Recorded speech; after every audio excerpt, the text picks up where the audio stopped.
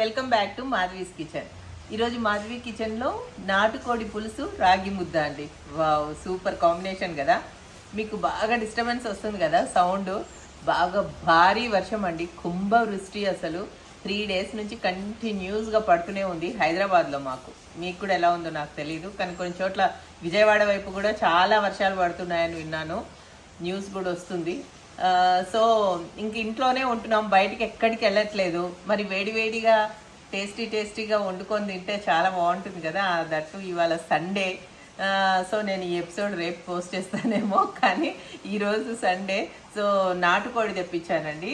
దాన్ని మంచిగా నాటుకోడి పులుసు అనమాట.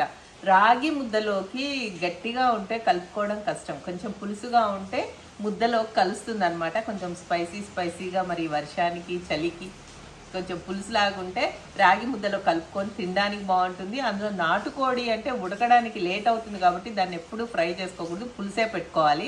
సో ఈరోజు నాటుకోడి పులుసు రాగి ముద్ద. దానికి నేను 1 kg నాటుకోడి తీసుకున్నాను. మంచిగా 2-3 సార్లు శుభ్రంగా కడిగి పెట్టుకున్నాను. దానిలోకి 2 ఉల్లిపాయలు, కొద్దిగా టమాటోలు, కొన్ని పచ్చిమిరపకాయలు, అల్లం వెల్లుల్లిపాయ పేస్ట్, కరివేపాకు ఇప్పుడే కోసుకొచ్చాను వర్షంలోంచి, అందుకే ఇలా ఉంది, నేను కూడా తడిచిపోయాను. ఉప్పు, కారం, పసుపు. ఇదేమో పెప్పర్ పౌడర్ అండి. నాటుకోడి పులుసు కొద్దిగా ఘాటుగా ఉంటే బాగుంటుంది, సో పెప్పర్ పౌడరు. అందులోకి గ్రేవీ కోసం అని చెప్పి కొంచెం కొబ్బరి పౌడర్ తీసుకున్నాను. ఇంకా కొంచెం గరం మసాలా, కొంచెం చికెన్ మసాలా అన్నమాట. అయితే ఎవరికైతే గరం మసాలాలు, చికెన్ మసాలాలు లేవో వాళ్ళు ధనియాలు, లవంగాలు, చెక్క, ఇంకా మన దగ్గర ఉండే గరం మసాలాలు ఉంటాయి కదా, స్టార్ ఎనీసు, మొగ్గలు, ఇవన్నీ వేసి పౌడర్ చేసుకొని గరం మసాలా చేసుకోండి. అయితే నేను ఈరోజు జట్పట్టుగా ఎలా చేయొచ్చు టేస్టీగా అనేసి, అల్లం వెల్లుల్లిపాయ పేస్ట్ లేదనుకోండి, అల్లం సెపరేట్గా, వెల్లుల్లి సెపరేట్గా, చెక్క లవంగాలు సెపరేట్గా ఇలా చేసుకోండి. నేనైతే ఎప్పుడు ఫాస్ట్ కావాలని చెప్పేసి అల్లం వెల్లుల్లిపాయ పేస్ట్ రెడీగా పెట్టుకుంటాను, chicken masala powder, garam masala powder ఇలా రెడీగా పెట్టేసుకుంటాను అనమాట. ఈవెన్ పెప్పర్ కూడా పౌడర్దే పెట్టుకుంటాను. సో ఎందుకంటే మనకు వంట చేసేటప్పుడు ఈజీగా అయిపోతుంది అనమాట. ముందు కొంచెం శ్రమ ఉన్నా వంట చేసేటప్పుడు ఈజీగా అయిపోతుంది. సో ఈరోజు మనకు గ్రేవీ ఎక్కువ రావాలి, పులుసు ఎక్కువ రావాలి.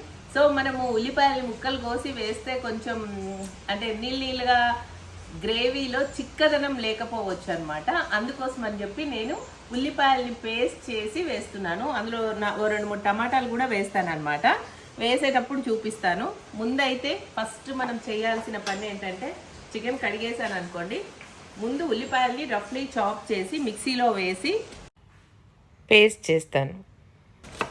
చాలా ఈజీ అంటే చాలా ఈజీగా చేస్తానండి నేను. అసలు వంట రాని వాళ్ళు కూడా ఇది చూసారంటే గబుక్కుని చేసేయచ్చు. ఇంత ఈజీనా అనుకుంటారు చికెన్ కర్రీ. అందులో నాటుకోడి చేయడం అంటే కొంచెం కష్టం. ఉల్లిపాయలు రఫ్లీ చాప్ చేసేసుకొని మిక్సీలో వేసేసుకున్నానండి. మిక్సీలో కొంచెం వాటర్ వేయాలి, లేకపోతే తిరగదు. కొద్దిగా వాటర్ వేసేసి పేస్ట్ చేసేసుకున్నాం.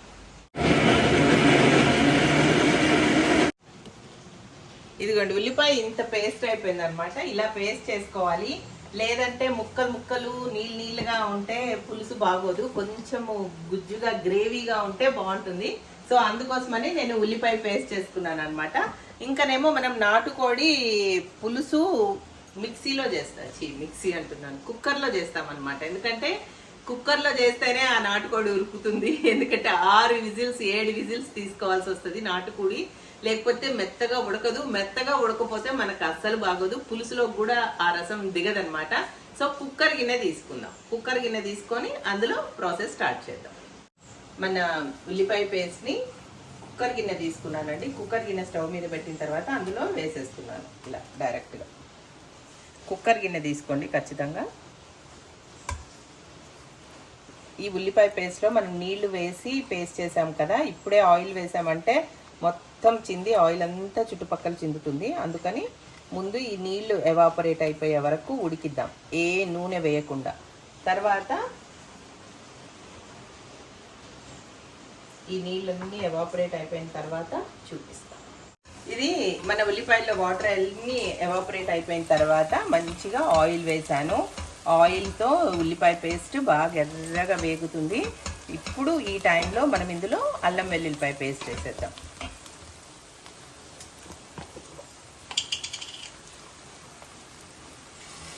1 kg చికెన్కి ఎంత అల్లం వెల్లుల్లిపాయ పేస్ట్ పడుతుంది? ఒక 2 స్పూన్స్ అంతే వేసి ఈ అల్లం వెల్లుల్లిపాయ పేస్ట్ని కూడా బాగా ఎర్రగా పచ్చివాసన పోయేంత వరకు వేయించుకోవాలి. ఈ లోపల టమాటోలు కూడా ప్యూరీ చేసుకొని పెట్టుకోవాలండి. సన్నగా కట్ చేసుకొని మిక్సీ పాట్లో వేసుకొని ప్యూరీ చేసుకోవాలి. అల్లం వెల్లుల్లిపాయ పేస్ట్ బాగా వేగిపోయిందండి.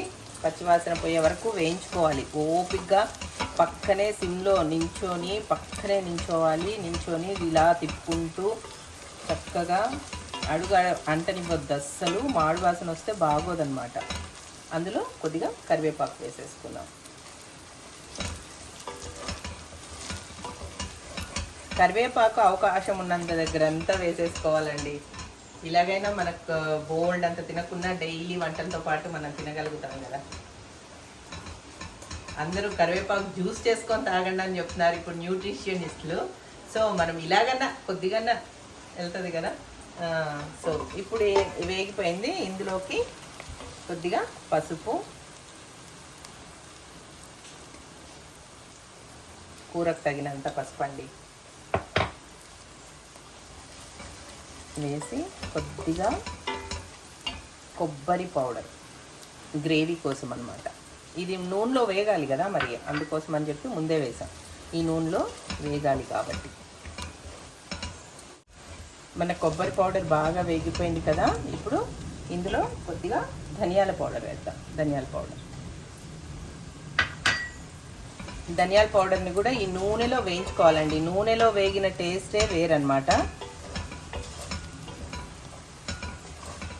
వేగిన తర్వాత టమాటో ప్యూరీ మనము చేసి పెట్టుకున్నాం కదా, ఇది వేసేస్తున్నాం.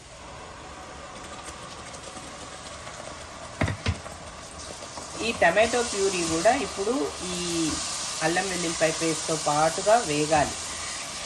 ఇలా కలుపుకుంటూ ఈ తడిపోయి వేగే వరకు వేయించుకోవాలండి. అంటే ఇది పచ్చి వాసన ఉన్నప్పుడే మనం కుక్కర్ మూత పెట్టేసామంటే ఆ వాసన బాగోదు. ఈ నూనెలో వేగాలి. ఇది ఈ టమాటో గ్రేవీ అంతా వేగి దగ్గరికి వచ్చి బాగా వేగిన తర్వాతే మిగతా ఇంగ్రీడియంట్స్ వేద్దాం. మన టమాటాల పేస్ట్ ఎలా వేగుతుందో చూస్తారా? రండి, ఎలా వేగాలో చూపిస్తాను. మంచిగా ఇట్లా వేగాలండి. ఆ వేగితేనే చికెన్ కర్రీలో ఆ పచ్చి వాసన తెలియదు అనమాట. కొన్ని పచ్చిమిరపకాయలు వేస్తున్నాను. ఆ తర్వాత కొద్దిగా పెప్పర్ పౌడర్. ఘాటుగా ఉండాలి కదా మరి మన నాటుకోడి పులుసు, అందుకోసమని అంత పెప్పర్ పౌడర్ వేసాను అనమాట. పెప్పర్ పౌడర్ వేసాం కదా, అందులో నేను మొత్తం కూరకు సరిపోయేంత కల్లుప్పు వేస్తున్నాను అనమాట. కల్లుప్పు టేస్టే వేరు ఉంటుందండి. సో వీలైనంత వరకు మనకి కల్లుప్పు వాడుకుంటే బాగుంటుంది. ఇప్పుడు ఇవన్నీ కూడా కొంచెం నూనెలో వేగాలి. మన పెప్పర్ పౌడరు అవి కూడా నూనెలో వేగడం అనేది చాలా ముఖ్యమండి. ఇలా ఫ్రై అవుతేనే దాని టేస్ట్ చాలా బాగుంటుంది. ఉల్లిపాయలు వేగాలి, అల్లం వెల్లుల్లిపాయ పేస్ట్ అస్సలు పచ్చివాసన లేకుండా మొత్తం వేగిన తర్వాతే మనము ఇందులో చికెన్ వేయాలన్నమాట. సో ఇది బాగా దగ్గరకు వచ్చి మంచిగా కలర్ వచ్చే వరకు వేయించుకుందాం. చూసారా మన టమాటో పేస్ట్ ఎలా వేగుతుందో? ఉల్లిపాయ, వెల్లుల్లి, టమాటో పేస్ట్ బాగా వేగనివ్వాలండి. ఇక్కడే మనం పేషెన్స్ వహించాల్సింది.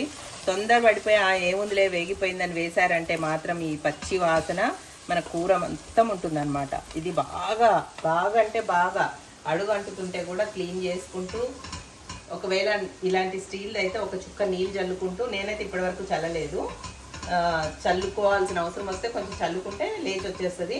బ్రౌన్గా ఇలా వేయించుకోవాలన్నమాట. ఇప్పుడు దీనిలో మొత్తం కూరకు సరిపోయినంత కారం వేస్తున్నాం.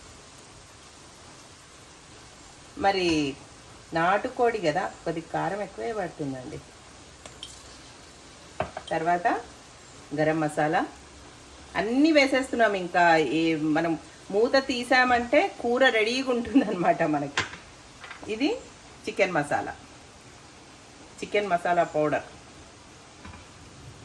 మనం ఇందులో అల్లము, చెక్క ఇవన్నీ ఏమి వేయట్లేదు కదా, అన్నీ రెడీమేడ్వే వేసేస్తున్నాం ఫాస్ట్గా అయిపోవడానికి.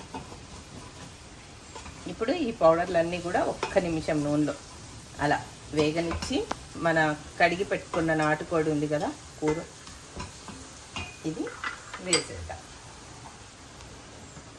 వేసేసి ఈ మసాలాలన్నీ దీనికి పట్టేలాగా ఒకసారి కలుపుకుందాం అన్నమాట.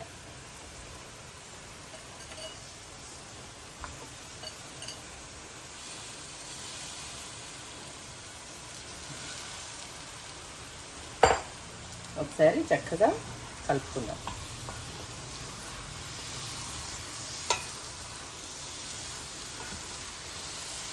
ఇప్పుడు మనం టమాటో పేస్ట్ చేసిన మిక్సీలో నీళ్లు పోసి ఇందులో పోసేసుకున్నామండి. ఇందులో మనకు కొంచెం వాటర్ ఎక్కువ పోసుకోవాలి, ఎందుకంటే మనకి రాగి ముద్దలోకి గ్రేవీ ఎక్కువ రావాలి. సో నేను ఇంకొంచెం వాటర్ కూడా పోస్తాను, ఇంకొద్దిగా తీసుకొస్తాను. సో ఇంకొంచెం నీళ్ళు పోయాలి కదా, పోసేద్దాం. మనకి రాగి ముద్దలోకి బాగా గ్రేవీ కావాలండి. నాటుకోడి పులుసు మనది, కూర కాదు. పులుసు అంటే ఎలా ఉండాలి, పులుసు పోసుకున్నట్టుగా ఉండాలన్నమాట. సో అందుకని మంచిగా ఒకసారి కలిపేసుకొని ఇంకొంచెం పోసుకున్నా తప్పలేదు. అది పులుసు అంటే. ఇప్పుడు మూత పెట్టేద్దాం. ఇంకా ఇప్పుడు ఆ పులుసు మనకి చిక్కగా వస్తుందండి, చక్కగా. కుక్కర్ మూత పెట్టేసి స్టవ్ హైలో పెట్టేసేసి 6 విజిల్స్ అండి, 6 విజిల్స్ రావాలి. మనకి ముక్కలకున్న దానికి ఉన్న టేస్ట్, దానికి ఉన్న రసము అనుకోండి, పులుసు అనుకోండి, దాని టేస్ట్ అనుకోండి, నాటుకోడి ముక్కలకున్న టేస్ట్ మొత్తం మన పులుసులోకి దిగాలన్నమాట. ముక్క మెత్తగా అయిపోవాలి, పులుసు టేస్టీగా ఉండాలి. అంతవరకు ఆ ముక్క చిరిగిపోతుందంటే చిరగనివ్వండి, మెత్తగా అవనివ్వండి, కానీ మనకు కావాల్సింది పులుసు. సో మనం దీన్ని 6 విజిల్స్ అంటే 6 విజిల్స్ వచ్చే వరకు మంచిగా ఆగి తర్వాత స్టవ్ ఆపేసుకొని కూల్ అయిపోయి ప్రెషర్ అంతా పోయిన తర్వాత వస్తారు. నాటుకోడి 6 విజిల్స్ వచ్చేసిన తర్వాత ఆపేసాను, ప్రెషర్ పోతుంది అనమాట. ఈ లోపల మనం రాగి ముద్ద రెడీ చేసుకుందాం. రాగి ముద్ద రెడీ చేసుకోవడానికి కొంచెం రైస్ ముందు కడిగి పెట్టానండి, ఇలా ఉడుకుతుంది. సో ఇందులోకి మనము రుచికి తగినంత, ఎక్కువ ఉప్పు వేయొద్దు, మన కూరలో కూడా ఉప్పులు ఉంటాయి కాబట్టి, కానీ ముద్దలోకి కొద్దిగా ఉప్పు వేసుకుంటే బాగుంటుంది. ఇంత కళ్ళు ఉప్పు వేసేస్తున్నాను. తర్వాత నెయ్యి వేసుకోవాలండి. రాగి ముద్దలో నెయ్యి అద్భుతంగా ఉంటుంది, మీ టేస్ట్, కానీ ఖచ్చితంగా వేసుకుంటే బాగుంటుందని నా ఉద్దేశం.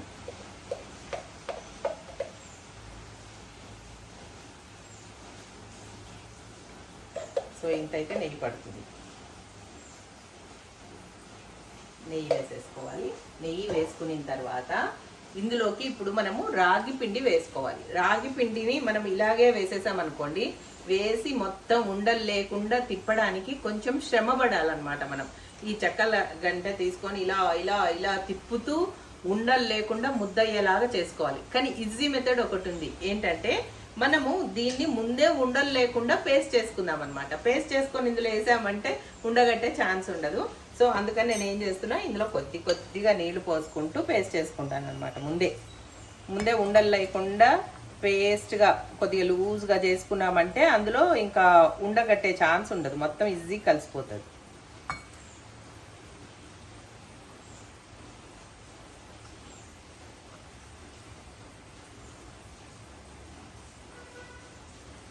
రాగి పిండిని ఇలా కలిపేసేసుకున్నానండి నీళ్లు పోసి. అయితే నేను తీసుకున్న చిన్న బౌల్లో నీళ్ళు ఎక్కువ పట్టట్లేదని పెద్ద బౌల్లోకి చేంజ్ చేసుకొని మరి నీళ్ళు బాగా పోసుకున్నాను. ఇప్పుడు మనము ఈ రైస్ ఉడికిపోయింది, ఇందులోకి మనం ఇది వేసుకుంటూ తిప్పుకుంటూ ఉండాలన్నమాట, చిక్కబడుతుంది. మొత్తం వేసేసాను ఒకేసారిగా, తిప్పేద్దామని నీట్గా వేసేస్తాం. వేడి వేడి అన్నంలో మనం రాగి పిండి వెయ్యంగానే దగ్గరకు వచ్చేస్తుంది, చూసారా? అడుగంటనీయకుండా మంచిగా ఇలా తిప్పుకోవాలండి. మన రాగి పిండి చాలా ఫాస్ట్గా ఉడికిపోతుంది, ఇంత వేడి వాటర్ కదా, అన్నం ఉడుకుతున్న దానిలో వేసాం కదా, చూసారా దగ్గరకు ఎలా వచ్చేస్తుందో, చాలా చాలా ఫాస్ట్గా.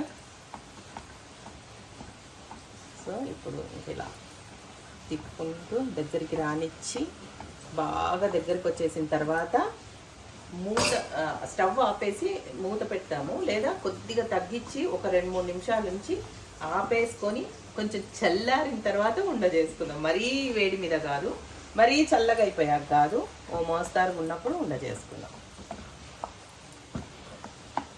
ఇలా తిప్పుకుంటూ ఉండాలండి, అడుగంటనివ్వకూడదు.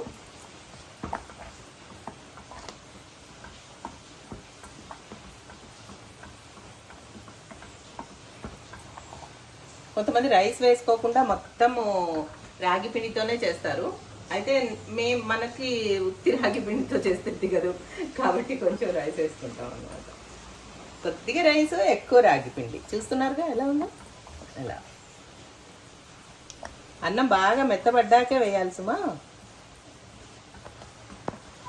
చూసారా ఎంత బాగా అవుతుందో. ఇలాగే ఇక చిక్కబడిన కొద్దీ ఇది గట్టిపడిపోతుందండి.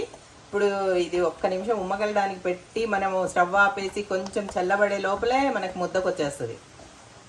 తొందరపడిపోయి ఇంకా నీళ్ళకుంది కదా అని ఇంకా పిండేసేరు. పిండేస్తే మరీ గట్టిగా అయిపోతుంది.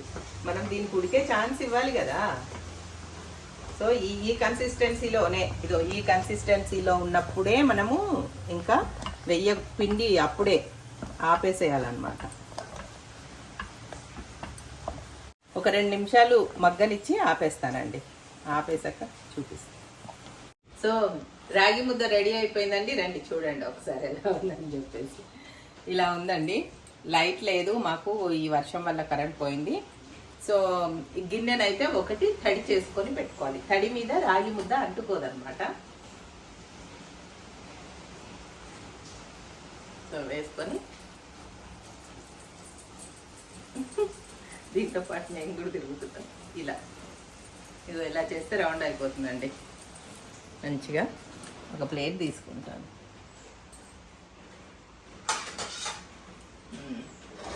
ఇందులో వేసేసుకుంటున్నాను. అలా రాగి ముద్ద ఇలా వేసుకొని, మరి మన నాటుకోడి పులుసు వేసుకోవాలి కదా.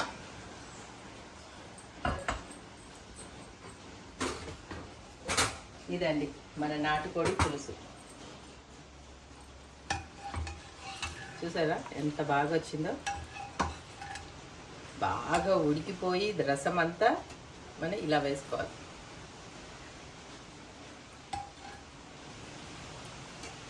వావ్, నాటుకోడి పులుసు. టేస్ట్ చేసి చెప్తాను ఎలా ఉందో. కాల్చి దగ్గర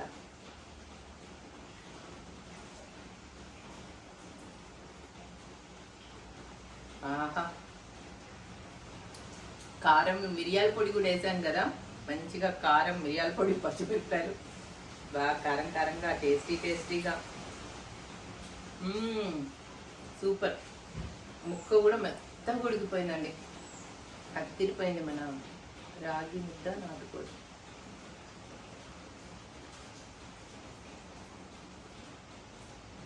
సూపర్, చాలా బాగుంది. వర్షం సౌండ్ వినిపిస్తుందా? ఎంత సౌండ్ వస్తుందో బయట. ఇలా వర్షానికి మనం వేడి నాటుకోడి రాగి ముద్ద తింటే చాలా అంటే చాలా బాగుందండి. నేను ఇంకా ఆగలేకపోతున్నా, తింటూనే ఉన్నా. సో చల్లగా అయ్యాక తీరిగ్గా కూర్చొని చూస్తాను. సో మీరు కూడా ఇట్లాగే మంచి నాటుకోడి రాగి ముద్దను అయితే ట్రై చేయండి. నాటుకోడి ఒక్కసారి చేయగొట్టుకొని ఇదండి మన నాటుకోడి పులుసు. ఎక్స్ట్రాడినరీగా ఉంది. మంచి కారంగా వేడిగా మజాగా. సో ఇట్లాంటి వెదర్లో చాలా బాగుంటుంది. ట్రై చేయండి. అలాగే మాధవి కిచెన్ని కూడా సబ్స్క్రైబ్ చేయండి. బాయ్.